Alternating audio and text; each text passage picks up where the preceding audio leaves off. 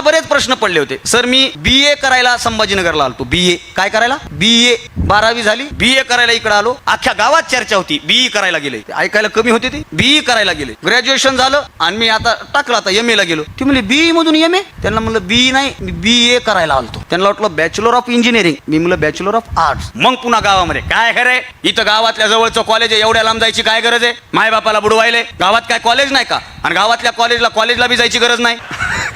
आणि असं काय BA ला रोज जावं लागतं का? हे काही डोक्यातच फिट. पण मी एकाच गोष्टीमुळे सर संभाजीनगरला आलो. एकाच गोष्टीमुळे. मी तेव्हा छोटी छोटी भाषणं करीत होतो आणि मी माझ्या गावामध्ये भाषणातला राजा होतो. माझ्यासारखं गावात कुणीच बोलत नव्हतं. कोणाचंही लग्न असलं की मीच समोर सुस्वागतम सुस्वागतम सुस्वागतम. नवरीच्या चेहऱ्यावरले भाव, नवरदेवाच्या चेहऱ्यावरले भाव, ह्याच्यातच. आणि सगळे नेते माझ्यावर खुश असायचे. का? मी त्यांचं नाव घ्यायचो ना. सगळे खुश असायचे. पण मी का आलो इकडं, त्याचं कारण होतं की मी जर तिथं राहिलो असतो तर आज सुद्धा मी तेच करत असतो जे 10 वर्षापूर्वी मी करत होतो. मी तिथून बाहेर पडलो त्याचं एकमेव कारण आहे, मला माहित होतं माझ्या गावातल्या भाषणाच्या क्षेत्रामध्ये मी मोठा आहे, पण मी माझ्या क्षेत्राच्या बाहेर पडलो तर माझ्यासारखे लाख पोरं संभाजीनगरमध्ये बोलणार आहेत. मला त्यांच्या शर्यतीमध्ये जाऊन उभा राहता आलं पाहिजे, म्हणून मी इथं आलो. बेडकासारखं जिंदगी असते काय लोकांची. बेडकासारखी. ते बेडूक असतो बा. ते बेडूक असं पाण्यात असतो विहिरीत, असं वर बघतो तो. ते विहिरीचा जेवढा गोलाकार असतो ना, तर म्हणतो बस यही दुनिया है. कभी कभी लगता है की आपणच भगवान आहे. बेडकाला वाटतं. पाऊस पडतो, विहिरीची पातळी वाढते, पाणी वर येतं. पाणी वर आलं की बेडूक पाण्यातून बाहेर पडतो आणि बाहेर पडल्याच्या नंतर बाहेरची सगळी सजीव सृष्टी पाहून तो बेडूक घाबरतो. माझ्या सरांचं एक वाक्य होतं सर, माझे नरसिंग जाधव सर म्हणून मला 10वीला ट्युशनला होते. त्यांचं एक वाक्य मला फार, मी लिहून ठेवले ते डायरी. ते असं म्हणायचे की फुपुरड्यात चालणारे बैल, आता जे शेतकऱ्याच्या घरातले त्यांच्या लक्षात येईल, फुपुरड्यात चालणारे बैल जर एका दिवशी हायवेला लागले ना तर त्यांचे पाय निसटतात. म्हणून अधूनमधून त्यांना हायवेची सवय असली पाहिजे.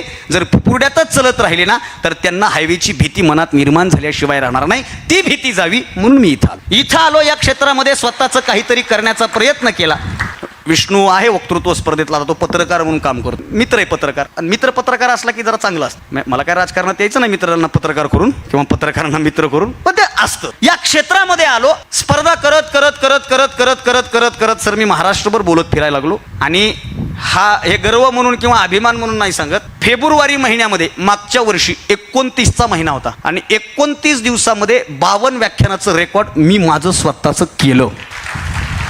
रोज कार्यक्रम. आता इथून निघून नाशिकच्या पलीकडे दिंडोरीला जाऊन बोलायचं. रोज कार्यक्रम सुरू. का? मला आता ह्याचा सार सांगायचा आहे की माझे ठरलं होतं, माझी आवड होती, मला या क्षेत्रात यायचंय, मला हे करायचंय. मग याच्यामधला संघर्ष, याच्यामधला प्रवास ते सांगायची गरज नाही. सर मी प्रचंड संवेदनशील माणूस आहे. आजही माझा ड्रायव्हर मला हजारदा विचारतो. मी आजही बऱ्याच शहरातल्या बऱ्याच बस स्टँडला रात्री 1:30-2 वाजता जाऊन उभा राहतो, गाडी लावून उभा राहतो. एके दिवशी माझ्या ड्रायव्हरने विचारलं होतं कोणाला घ्यायचंय का भाडं बिडं, मग का उभारला? आणि त्याला मी सांगितलं होतं की 5 वर्षापूर्वी शेवटची एसटी गेली म्हणून रात्रभर या बस स्टँडला आपण पेपर टाकून झोपलो होतो. ती गोष्ट आपल्याला विसरता येत नाही. आज जरी एसीच्या गाडीत बसलो असलो तरी मला इथं येऊन ते दिवस आठवावे लागतात. का? कारण तो केलेला संघर्षच माझ्या जगण्याचा सगळ्यात मोठा अविभाज्य भाग आहे.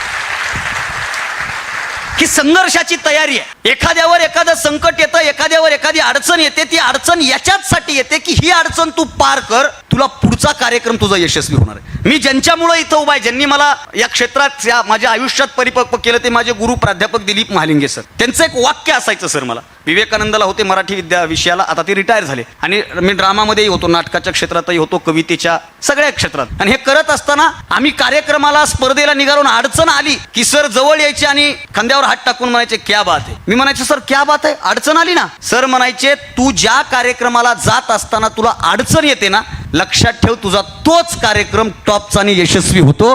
अडचण न येता कार्यक्रमाला गेला असतं त्याचं काही सांगता येत. ही पॉझिटिव्हिटी आपल्या मनात असते. हे पाळलं पाहिजे. बरं दुसरं आता पॉझिटिव्ह विचाराबद्दल बोला. हे एक नवीनच चक्र आले. पॉझिटिव्ह राहा, पॉझिटिव्ह राहा, पॉझिटिव्ह. ह्याला त्याच जास्त टेन्शन आहे. पॉझिटिव्ह राहतं कसं राहा, जरा बारकाईने विचार करा. या बोलणारे लय भारी बोलतात. बस मन पॉझिटिव्ह ठेवा. अरे हे मन आहे, हा मनुष्य देह आहे, हे माणसाचं आयुष्य आहे. याचे अविभाज्य घटक आहेत हसणं, रडणं. आणि मी तर जाहीर सांगत असतो, रडू आलं ना रडायचं, रडू आलंय तरी हसायला, मग ते मरत आहे. तसलं नसलं पाहिजे. रडू आलं रडा ना. आणि आपल्याकडे एक जुनी म्हण आहे, मर्द को दर्द नाही होता. हे असलं म्हणणारे आधी हाणले पाहिजे. मर्द को दर्द नाही होता. एखादा चित्रपट बघत असताना बायाच्या डोळ्यात पाणी येतं, स्त्रियांच्या डोळ्यात पाणी येतं आणि पुरुषांच्या डोळ्यात. हे ठरवलंयच आम्ही. एखादं पोरग समजा एखाद्या गोष्टीमध्ये खचलं, त्याला काही यश बिश मिळालं, ते जर रडायला लागलं ना, त्याच्या बाजूचं म्हणताय का, काय बाई सारखं रडतो. म्हणजे रडणं हे फक्त बायांचं आहे का? नाही, रडणं हे प्रत्येक जिवंत संवेदनशील मानाचं लक्षण आहे आणि ते रडलं पाहिजे. रडू आलं पाहिजे. रडू वाटलं रडायचं, हसू वाटलं हसायचं. आमचं असं झालं, आमचं रडू बी गेलं हसू बी गेलं. हसत नाहीत सर लोक. किती मोठा जोक झाला, अरे हस ना, अरे हस र. आणि हे जे असे हसत नाहीत ना, मग ते सिद्धार्थ गार्डन मध्ये सकाळी हसतात आणि त्याला हसविणारा जे असते का, त्याला बघून हसू येते. आणि त्याच्या क्लबचं नाव आहे हास्य क्लब. मला प्रश्नच पडतो, अरे साधी गोष्ट आहे, हसा ना. एखादी घटना रडा ना. माझी आजी अडाणी होती, ती कुठं शिकली नाही, तिला पुस्तकाचं ज्ञान नव्हतं, पण ती आजीनं मला एक वाक्य सांगितलं होतं. आजी म्हणायची, बाळा, अगोदरच्या काळामध्ये काळे ढग दाटून आले ना, इतका पाऊस पडायचा विचारायची सोय नाही, आणि माणसाला साधं खर्चटलं ना तरी माणसाच्या डोळ्यात पाणी यायचं. आताची परिस्थिती इतकी विचित्र आहे ना बाबा, की ती परिस्थिती इतकी विचित्र आहे ना, की आभाळाला धरून लदलद हलवलं ना तरी टिपूसभर पाणी गळत नाही. माणसासमोर माणसाला जिवंत जाळलं ना तरी आमच्या डोळ्यातून आसू ढळत नाही. ही आमची संवेदनशीलता गेली कुठं? अरे गेली कुठं ही संवेदनशीलता? जरा प्रश्न पडला पाहिजे आपल्याला. आम्ही हसतो ना, आम्ही दुसऱ्यावर हसतो. पण माझं एक इंस्टाग्रामला वाक्य फार व्हायरल झालं, त्याच्यात मी असं बोललो होतो, जगातलं सगळ्यात सोपं काम आहे दुसऱ्यावर हसणं, आणि जगातलं सगळ्यात कठीण काम आहे दुसऱ्यासाठी रडणं. आणि ज्याला दुसऱ्यासाठी रडता आलं, दुसऱ्याला हसवता आलं ना, जगात त्या माणसासारखा मोठा माणूस दुसरा कुणीच नाही साहेब, कुणीच नाही.